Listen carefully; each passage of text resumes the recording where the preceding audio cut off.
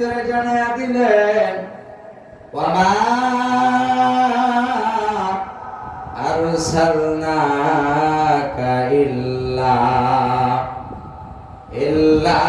রাহমাতাল লিল আলামিন।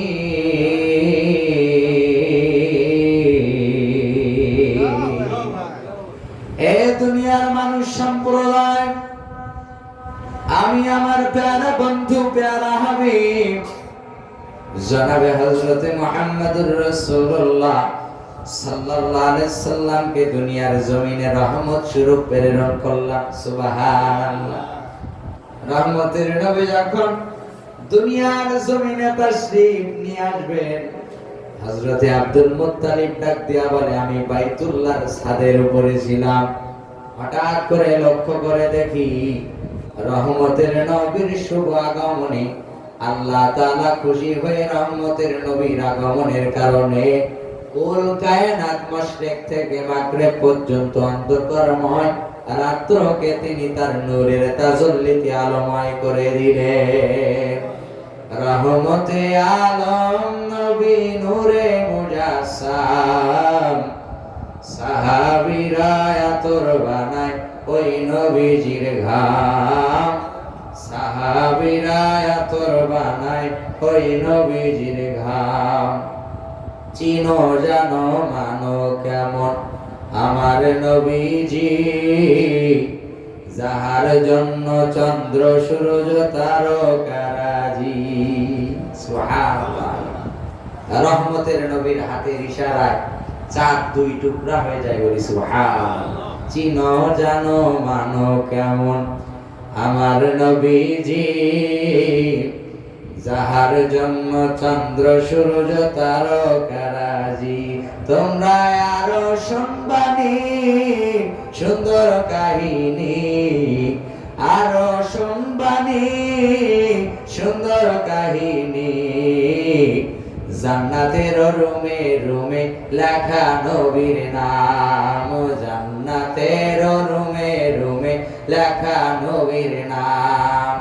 রহমতে আলম নবী নূরে মুজাসসাম, সাহাবীরা আতর বানায় ওই নবীজির ঘাম, সাহাবীরা আতর বানায় ওই নবীজির ঘাম।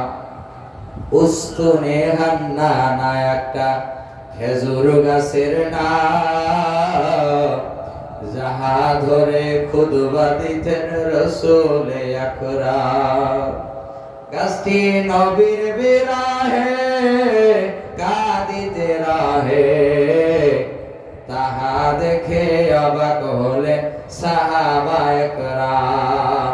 রহমতে আলম নবী নূরে মুজাসসাম, সাহাবীরা আতর বানায় ওই নবীজির ঘাম। সুবহানাল্লাহ। হাজিরিন, আল্লাহ রাসূল সাল্লাল্লাহু আলাইহি সাল্লামকে যখন দুনিয়ার জমিনে প্রেরণ করা হলো, এই সময়টাকে বলা হতো জাহিলিয়া। যার যেটা মনে চেত সে সেটাই করত। সারাটা মানুষ, সারাটি শহর নাফরমানিতে লিপ্ত ছিল। পাপ কাজের প্রতিযোগিতা হতো, কে কত খারাপ কাজ, অশ্লীল বেহাপানা কাজ করে প্রতিযোগিতা দিয়ে ফার্স্ট হতে পারে। মুআজ্জাজ মুহতারাম, আপনার আমার রহমতের নবীর শুভ আগমনের মাস, এই পবিত্র বরকতময় মাসে প্যারা নবী সাল্লাল্লাহু আলাইহি সাল্লাম দুনিয়ার জমিনে তাশরীফ নিয়ে এসেছিলেন। আমি একটু নবীর জন্মের আরো আগের থেকে আলোচনা করতে চাই। নবীর আব্বাজান হযরতে আব্দুল্লাহ, রহমতের নবীর আব্বাজান হওয়ার কারণে আল্লাহ তাআলা তাকে নূরে মুজাসসামের একটা লকব দান করেছিলেন। হযরতে আব্দুল্লাহর কপাল মোবারকে রহমতের নবীর নূরের তাজাল্লি দেওয়া ছিল। সুবহানাল্লাহ। হযরতে আব্দুল্লাহ মক্কা নগরী সহ যত জায়গায় আব্দুল্লাহ যেতেন, মক্কা নগরী সহ সমস্ত মানব সম্প্রদায়, সমস্ত সুন্দরী সুন্দরী রমণীগুলো হযরতে আব্দুল্লাহকে বিবাহের প্রস্তাব দিতেন। ও আব্দুল্লাহ, আমরা তোমাকে বিবাহ করতে চাই। হযরতে আব্দুল্লাহ বলেন, আমি আমার আব্বা জান আব্দুল মুত্তালিবের হুকুম অর্ডার ছাড়া আমি বিবাহ করতে পারবো না। হযরতে আব্দুল্লাহ রাদিয়াল্লাহু তাআলা তিনি ব্যবসায়ের জন্য সিরিয়ার জমিনে গেলেন। ব্যবসায়ের জন্য সিরিয়ার জমিনে গেলেন। সিরিয়ার জমিনে গিয়ে তিনি দেখতে পেলেন একজন মুরব্বী তার কাছে আসলেন। খুবই অনেক বৃদ্ধ মানুষ আসিয়া বলে, তোমার নাম কি? আব্দুল্লাহ। বলে, জি আমার নাম আব্দুল্লাহ। বলে, তুমি কি আমার বন্ধু হবা? সুবহানাল্লাহ। হযরতে আব্দুল্লাহ অবাক হয়ে গেলেন। এই সিরিয়ার জমিনে আপন বলতে আমার কেউ নাই, থাকার জায়গা নাই, খাওয়ার জায়গা নাই। আমি খুবই অসহায় অবস্থায় ব্যবসায়ের জন্য সিরিয়ার জমিনে এসেছি। আর আপনার মতো বৃদ্ধ মানুষ যদি আমার বন্ধু হয়ে যায়, এটা তো সৌভাগ্যের ব্যাপার, ভালো খবর, সুসংবাদ। হযরতে আব্দুল্লাহকে ডাক দেয়া বলে, আব্দুল্লাহ, তোমাকে আমার বন্ধু বানাইতে পারি, কিন্তু আমার শর্ত আছে। হযরতে আব্দুল্লাহ বললেন, কি শর্ত? হযরতে আব্দুল্লাহকে বললেন, আব্দুল্লাহ, কিছু প্রশ্ন করব, তুমি আমাকে জবাব দাও। আব্দুল্লাহ বললেন, আপনি প্রশ্ন করেন, আমি জবাব দেওয়ার জন্য প্রস্তুত। হযরতে আব্দুল্লাহ কই মুরব্বি প্রশ্ন করলেন, তোমার নাম কি? সত্যি আব্দুল্লাহ বলে, জি আমার নাম আব্দুল্লাহ। তোমার আব্বা কি আব্দুল মুত্তালিব? জি আমার আব্বা জান আব্দুল মুত্তালিব। তোমার বাসা কি মক্কা নগরীতে? জি আমার বাসা মক্কা নগরীতে। হে আব্দুল্লাহ, সর্বশেষ আমি জানতে চাই, তোমার বিবির নাম কি? আমেনা। জি আমার বিবির নাম আমেনা। এরে আব্দুল্লাহ, তোমার আব্বা জান কি বাইতুল্লাহর মুতাআল্লি, কাবা ঘরের খাদেম? জি আমার আব্বা জান কাবা ঘরের খাদেম।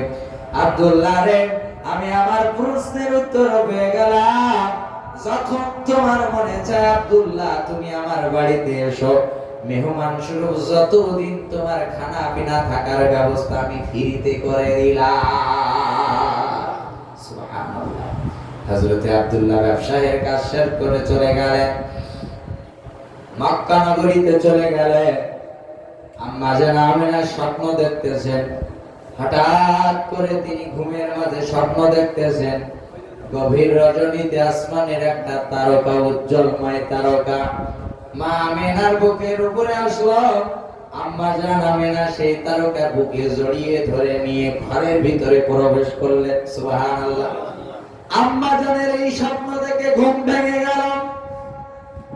হযরতে আমেনা আব্দুল্লাহকে ডাক দেয়া বলে, স্বামী আমার, তাড়াতাড়ি ঘুম থেকে উঠুন। যেই স্বপ্ন আমি দেখেছি, যেই স্বপ্ন আমি দেখেছি, মনে হয় না পৃথিবীর জমিনে এই স্বপ্ন অন্য কোন রমণীর দেখার মতো সৌভাগ্য হয়েছে। সুবহানাল্লাহ। হযরতে আব্দুল্লাহ বলে, আমেনা, তুমি কি এমন স্বপ্ন দেখেছো? হযরতে মা আমেনা বলে, আমি স্বপ্ন দেখলাম গভীর রজনী, আসমানের তারকার একটা চাঁদ, একটা তারকার টুকরা, চাঁদের টুকরা আমার উপরে আসলো। আমি আমেনা ওই তারকার তারকাখানা কোলে নিয়ে বুকি করে আমি বাড়ির ভিতরে প্রবেশ করলাম। প্রাণের স্বামী আমার, আমি এই স্বপ্নের তাবের চাই, ব্যাখ্যা চাই। হযরতে আব্দুল্লাহ ডাক দেয়া বলে, এরে আমেনা, আমার মনে হয় না মক্কা নগরীতে এই স্বপ্নের ব্যাখ্যা কেউ দিতে পারে। তবে আমার সিরিয়ার জমিনে যেই বিরুদ্ধের সাথে বন্ধুত্ব হয়েছে, ওই বিরুদ্ধ হলো তাওরাত কিতাবের হাফেজ, তাওরাত কিতাবের পাদ্রী। তুমি যদি চাও, আমি আমার বন্ধু পাদ্রীর কাছ থেকে এই স্বপ্নের ব্যাখ্যা নিয়ে আসতে পারি। সুবহানাল্লাহ। হযরতে আব্দুল্লাহকে অনুমতি দিলেন। হযরতে আব্দুল্লাহ আবার সিরিয়ার জমিনে চলে গেলেন। বন্ধুকে ডাক দেয়া বলে, বন্ধু আমার, খুবই একটা জরুরি বিষয় নিয়ে আসছি। কি বিষয় নিয়ে আসছে আব্দুল্লাহ? বলে, আমার বিবি আমেনা এই স্বপ্ন দেখেছে, ব্যাখ্যা চাই। ওই পাদ্রী তখন আব্দুল্লাহকে বুকে জড়িয়ে ধরে বললেন, আব্দুল্লাহ, এই আব্দুল্লাহ, তুমি যে স্বপ্ন দেখেছ, আমিনা যে স্বপ্ন দেখেছে, এই স্বপ্নের ব্যাখ্যা আমি আরো শত শত বছর আগে, শত শত শত শত বছর আগে তাওরাত কিতাবের ভিতরে দেওয়া হয়েছে। আমি তাওরাত কিতাবের ভিতরে পেয়েছি নূরে মুজাসসাম হযরতে আমিনা হবেন শেষ পয়গম্বরের পেয়ারা নবী সাল্লাল্লাহু আলাইহি সাল্লামের আম্মা জান, আর হযরতে আব্দুল্লাহ হবে শেষ জামানার নবী, আখেরি নবী হযরতে মুহাম্মদুর রাসূলুল্লাহ সাল্লাল্লাহু আলাইহি সাল্লামের আব্বা জান। অবাক হয়ে গেলেন আব্দুল্লাহ, খুশি হয়ে গেলেন। হযরতে আব্দুল্লাহকে ডাক দিয়ে বলে, বন্ধু আমার, এরে বন্ধু, খুশি হয় না, তোমাকে আমি একটা দুঃখের সংবাদ দিতে চাই। হযরতে আব্দুল্লাহকে বললেন, পাদ্রী বন্ধু আব্দুল্লাহ, এই কথা তুমি কাউকে বলিও না, কাউকে বলতে পারবে না, কেননা রহমতের নবী নূরে মুজাসসামের শুভ আগমনে বহু চক্রান্ত হবে, শয়তানের বহু বাধা থাকবে, ইহুদি কাফের বেদিনরা পেয়ারা নবীর শুভ আগমনকে আটকাবে। এরে আব্দুল্লাহ, তোমার কাছে আমার কথা হলো, তুমি এই কথা কাউকে প্রকাশ করিও না। হযরতে আব্দুল্লাহ চলে গেলেন। আমিনাকে বললেন, আমিনা, এই স্বপ্ন তুমি ছাড়া ব্যাখ্যা আর কাউকে বলিও না। তোমার সন্তান যিনি দুনিয়ার জমিনে তাশরীফ নিয়ে আসবেন রে আমিনা, তুমি ভাগ্যবান রমণী। এই পৃথিবীর জমিনে এমন সৌভাগ্য আল্লাহ তাআলা তোমাকে ছাড়া আর কাউকে দেয় না।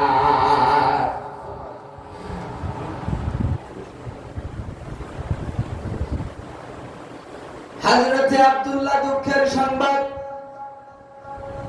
কিছুদিনের ভিতরে রহমতের নবী যখন তার আম্মা জান হযরতে আমিনা রাদিয়াল্লাহু তাআলা রেহমের ভিতরে 6 মাস ছিলেন, হঠাৎ করে তার আব্বা জান ইন্তেকাল করলেন। ওদিকে সিরিয়ার জমিনে সেই পাত্রী অপেক্ষা করতেছেন, জানি না আমার কতদিন হায়াত আছে, কতদিন দুনিয়ার জমিনে আমি বেঁচে থাকবো। যদি আব্দুল্লাহকে আর একটা বার পাই, আমি আব্দুল্লাহর চেহারা দেখে রহমতের নবীর চেহারা কিছুটা হলেও অনুভব করতে পারবো। সুবহানাল্লাহ। কিন্তু সিরিয়ার জমিনে আর নবীর আব্বা জান ব্যবসায়ের কাজে যায় না। মক্কা নগরীর মানুষের কাছে পাদ্রী জিজ্ঞাসা করলেন, আব্দুল্লাহ কেন আসে না? বলে, তুমি জানো না আব্দুল্লাহ কিছুদিন পূর্বে দুনিয়া থেকে মৃত্যুবরণ করেছে। পাদ্রী বন্ধু অবাক হয়ে গেলেন, খুবই কষ্ট পেলেন, হতাশাগ্রস্ত হয়ে গেলেন। তার যত অর্থ সম্পদ ছিল সবগুলোকে বিক্রয় করলেন। কিছু সম্পদ নিয়ে তিনি মক্কা নগরীর উদ্দেশ্যে বাইর হয়ে গেলেন। পাদ্রী বন্ধুর চিন্তা চেতনা হলো, ধারণা হলো, আমার যদি হায়াতে আল্লাহ তাআলা রাখেন, রহমতের নবীর মিলাদুন নবী হবে। আমি মক্কা নগরীতে থেকে রহমতের নবীর মিলাদে জন্মে প্রথম দিনেই তার চেহারা দেখে তার হাতে বায়াত গ্রহণ করে মুসলমান হয়ে যেতে চায়। পাদ্রী বন্ধু মক্কা নগরীতে চলে আসলেন। বাইতুল্লাহর কিনারায় দাঁড়িয়ে আছেন। নবীজির দাদা জান আব্দুল মুত্তালিব আসলেন। কে তুমি? বলে, আমার নাম ওয়াইস। কি কারণে আসছো? বলে, আমি মক্কা নগরীর বাসিন্দা হতে চাই। বাড়ি কোথায় তোমার? বলে, সিরিয়ার জমিনে। ও আব্দুল মুত্তালিব, আমি শুনেছি কুরাইশ বংশ সবথেকে শ্রেষ্ঠ বংশ, আর কুরাইশ বংশের মুতাল্লিক কখনো কাউকে হতাশাগ্রস্ত করে না, খালি হাতে ফিরায় না। তোমার কাছে আমি একটা অনুরোধ জানাইতে চাই, একটা আবদার করতে চাই। হযরতে আব্দুল মুত্তালিব বলেন, বলো তুমি কি আবদার করতে চাও? বলে, সর্বপ্রথম আব্দুল মুত্তালিব, আমি তোমার বন্ধু হয়ে যেতে চাই। সুবহানাল্লাহ। দ্বিতীয় নাম্বার হলো আব্দুল মুত্তালিব, বাইতুল্লাহর কিনারায় আমাকে একটা তাবু গাড়ার মতো জায়গা করে দাও, যেই জায়গায় আমি থাকতে চাই। হযরতে আব্দুল মুত্তালিব বলেন, এ ওয়াইস, তোমার কথাবার্তা শুনে মনে হয় তুমি একজন শিক্ষিত মানুষ। শিক্ষিত মানুষের আমার পছন্দ, আমি খুবই প্রিয়। আমি তোমাকে অর্ডার দিয়ে দিলাম, তুমি এখানেই তাবু গেড়ে থাকো, কোনো সমস্যা নাই। আর কথা দিলাম, সময় পেলে আমি তোমার সাথে এসে কথা বলবো, গল্প করবো। সুবহানাল্লাহ। পাদ্রী ওয়াইস তাওরাত কিতাবের হাফেজ। পাদ্রী ওয়াইস বলে আমি কিতাবের ভিতরে এটাও পেয়েছি। রহমতের নবী নূরে মুজাসসাম যেদিন দুনিয়ার জমিনে আসার আগে তার মায়ের রেহেমের ভিতরে গমন করবেন, সেদিন আল্লাহ তাআলা আরশে আজিমে উজ্জ্বলময় একটা পূর্ব দিগন্তে তারকা উৎপাদন করবে। নূরে মুজাসসাম যেদিন দুনিয়ার জমিনে তাশরীফ নিয়ে আসবে, ওই তারকাখানা আর জীবনে কোনোদিন দেখা যাবে না, দেখাও হবে না। ওই পাদ্রী ওয়াইস সারাটা রাত জেগে পূর্ব দিগন্তে উজ্জ্বলময় তারকা পাহারা দেয়, কোন দিন আমার রহমতের নবী দুনিয়ার জমিনে তাশরীফ নিয়ে আসবে, আর সর্বপ্রথম আমি রহমতের নবীর হাতে বায়াত গ্রহণ করব। সুবহানাল্লাহ। হঠাৎ করে একদিন তিনি পূর্ব দিগন্তে দেখলেন তারকা নাই, চতুর্দিকে তাকাইলেন তারকা নাই। পাদ্রী বুঝতে পারলেন আজ এই গভীর রজনীতে, সৌভাগ্যময় রজনীতে আল্লাহ তাআলা তার প্যারা হাবিবকে মিলাদুন নবীর মাধ্যমে দুনিয়ার জমিনে তাশরীফ নিয়ে এসেছে। হযরত আব্দুল মুত্তালিব সকালবেলা যখন বাইরে আসলেন, ওই ওয়াইস পাদ্রী তাওরাত কিতাবের পণ্ডিত প্রশ্ন করলেন প্রথমে, ও আব্দুল মুত্তালিব, তোমাদের মক্কা নগরীতে কুরাইশ বংশে কোন শিশু সন্তান জন্ম নিয়েছে নাকি? সুবহানাল্লাহ। আব্দুল মুত্তালিব বলে আমার আমিনার রেহেমের ভিতর থেকে এমন একটা সুদর্শন সন্তান জন্ম নিয়েছে, যে সন্তানের জন্মের কারণে আমি আব্দুল মুত্তালিব নিজেই সাক্ষী আছি। নূরে মুজাসসামের জন্মের বরকতে পুরো অন্ধকারময় জগৎকে আল্লাহ তাআলা আলোকিত করে দিয়েছে। পাদ্রী আবার বললেন, ও আব্দুল মুত্তালিব, তোমার কাছে আমি একটা অনুরোধ করতে চাই, একটা রিকোয়েস্ট করতে চাই। আমি একটু নূরে মুজাসসামকে দেখতে চাই। হযরত লম্বা ইতিহাস আব্দুল মুত্তালিব ওই তাওরাত কিতাবের হাফেজকে নিয়ে গেলেন। রহমতের নবীর কিনারায় নিয়ে যাওয়ার পর রহমতের নবীকে তিনি একটু কোলে নিলেন। সর্বপ্রথম পিছনের দিকে মোহরে নবুয়তের চিহ্নে তিনি চুমো দিলেন, কারণ আল্লাহর নবী বলেছেন যদি কোনো ব্যক্তি আমার মোহরে নবুয়তে একবার চুমা দিতে পারে, আমার আল্লাহ তাআলা এই বরকতে তার জাহান্নামের আগুনকে হারাম বানায়া দিবে। সর্বপ্রথম চুমো খেলেন, আর টুকরে টুকরে কাটা শুরু করলেন, আর রহমতের নবীকে বললেন, ইয়া রাসূলুল্লাহ, ইয়া হাবিবাল্লাহ, দুনিয়ার জমিনে আপনি যখন দিন কায়েমের জন্য, দিন প্রচারের জন্য কালেমার দাওয়াত দেওয়া শুরু করবেন, আপনার উপরে অনেক নির্যাতন, নিপীড়ন, অত্যাচার, অপচার করা হবে। আগো নবীজি, ওদিন আল্লাহ তাআলা যদি আমাকে হায়াতে রাখতেন, নিজের জীবন দিয়ে হলেও আমি আপনাকে আঁকড়ায় রাখতাম, কিন্তু আমার মনে হয় না। ইয়া রাসূলুল্লাহ, ইয়া হাবিবাল্লাহ, ওগো নবীজি, ওই পর্যন্ত আমার হায়াত আছে, কিন্তু আমি আব্দুল মুত্তালিব আপনার দাদাজানকে সাক্ষী রেখে, আমার রব্বুল আলামিনকে সাক্ষী রেখে আমি কথা দিলাম, সর্বপ্রথম আমি আপনার হাতে কলেমা পড়ে বায়াত গ্রহণ করে মুসলমান হয়ে গেলাম। কামলেওয়ালা হাবিবুল্লাহ আমার জানের জান নবী, কামলেওয়ালা হাবিবুল্লাহ আমার জানের জান, নবীর ভালোবাসা ঈমান বুখারী প্রমাণ, আমার জানের জান বলো কামলেওয়ালা হাবিবুল্লাহ আমার জানের জান নবী, কামলেওয়ালা হাবিবুল্লাহ আমার জানের জান নবী। ঈসা পয়গম্বর আল্লাহর কাছে কয় আবদার, নূর নবীজির উম্মত বানাও গো পরওয়ার। সুবহানাল্লাহ। নবী ঈসা পয়গম্বর আল্লাহর কাছে কয় আবদার, নূর নবীজির উম্মত বানাও গো পরওয়ার। মোর নবীজির মতো সম্মান কেহ নেই যে আর, আমার জানের জান নবী কামলেওয়ালা হাবিবুল্লাহ আমার জানের জান নবী, কামলেওয়ালা হাবিবুল্লাহ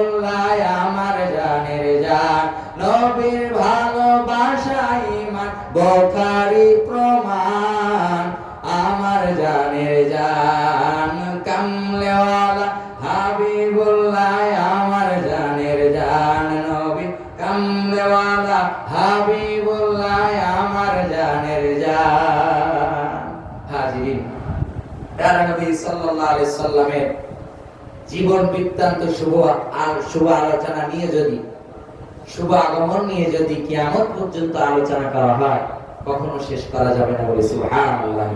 এজন্য প্যারা নবীর মহব্বত নিয়ে যদি গহীন কবরে যেতে পারি, আল্লাহ তাআলা এই মহব্বতের ওসিলায় আপনাকে আমাকে বিনা হিসাবে জান্নাতে প্রেরণ করবে। সেই প্যারা নবী সাল্লাল্লাহু আলাইহি সাল্লামের মহব্বত নিয়ে গহীন কবরে অগ্রসর হওয়ার মতো তৌফিক আল্লাহ তাআলা আমাদের সকলকে দান করেন।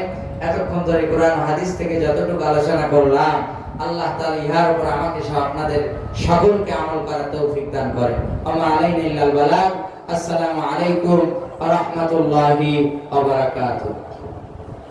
আলহামদুলিল্লাহ, আমরা তুহিন ইকবাল সাহেবের কাছ থেকে অত্যন্ত মূল্যবান আলোচনা শুনতেছিলাম, কিন্তু সময় আমাদের স্বল্পতার কারণে তাকে সময় দিতে পারলাম না।